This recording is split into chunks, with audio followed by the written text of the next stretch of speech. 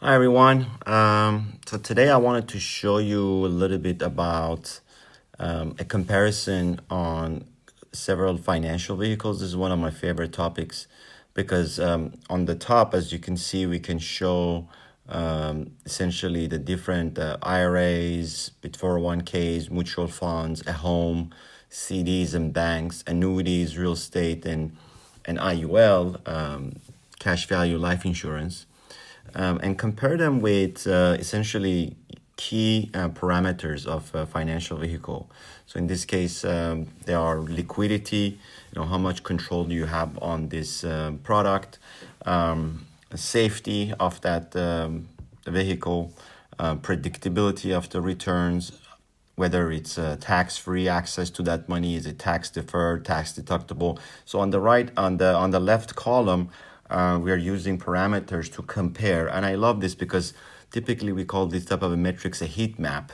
In the term of engineering analysis also, where you're able to compare different scenarios with different parameters.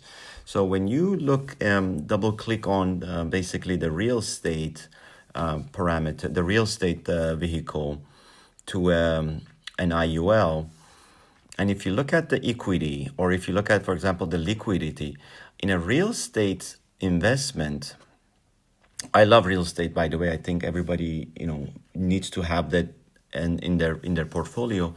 But when you compare that to a cash value life insurance, you don't have the same liquidity. You don't have access to that money overnight. You still have to refinance to be able to get cash out, or refinance or sell, or to be able to have access to that money. Otherwise, if you bought a piece of real estate for $1 million, now it's $2 million, you have to still go and borrow against that. You have to still go and qualify against that. There's a limitations. Usually, 70%, sometimes less, is what they lend you. But you have to have that equity, first of all, built in there. And second of all, you need to be able to qualify for it. That means you have to have the credit scores. You need to have the, the income, a job to be able to qualify for those. So it is, but it is only possible with line of credit. Versus with an IUL, whatever you built as a cash value is available to you anytime you want.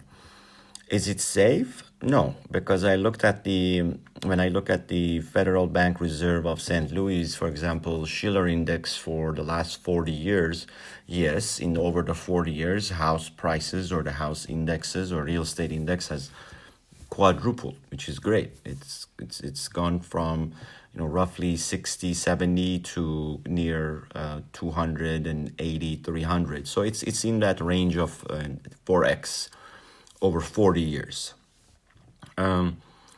However, there are years that it's been down. We have had housing recessions, so you have to kind of go through those waves. Versus with an IUL, you never lose your principal. It's always safe. It's in the insurance company. Predictable rate of returns? No, because when you're renting, and you're a landlord, you're relying on rent, you don't know what repairs you're going to run into. You don't know how often the property is going to be vacant. If you have to refinance your loan, usually you're lucky if you lock in at the low rate. But, the rate sometimes, most of the time plays a very critical role on your expenses. So for that reason, it's not predictable. Versus with IUL, always you have a floor, and you're always going to get your 4.5%, 5%, 6.5%, 7% conservatively. In terms of the tax-free access, if there are ways within the IRS, I encourage you to work with your CPAs, your tax advisors, when it comes to real estate taxes.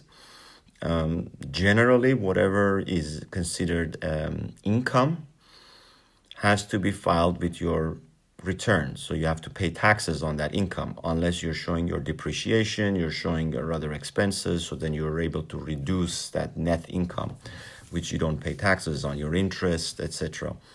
So generally, no. Versus with the IUL or a cash value life insurance, all of that growth is tax-free if you stay within these boundaries of what's qualified as a cash value life insurance, and also the amount of death benefit that you have that allows you to max fund these policies.